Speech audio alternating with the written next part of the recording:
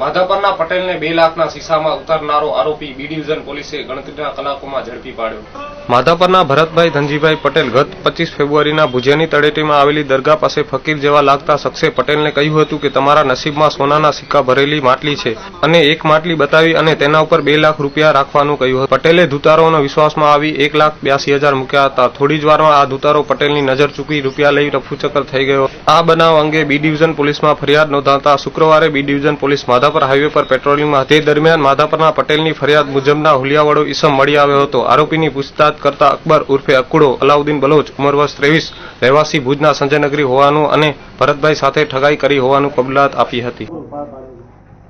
આપણા ભુજ નજીક માધાપર ગામના ભરતભાઈ ધનજીભાઈ પટેલ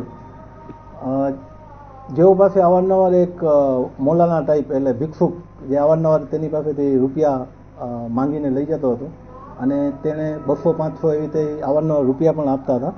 તો એણે જે ભાઈ હતા માંગવાવાળા એટલે હાલનો આરોપી અત્યારે આપણે ઓલરેડી પકડી લીધો છે અકબર, એણે એમ કીધું કે આ તમારા ઈમાનદારીના પૈસા છે એટલે હું તમને મારા ગુરુ સાથે મુલાકાત કરાવું.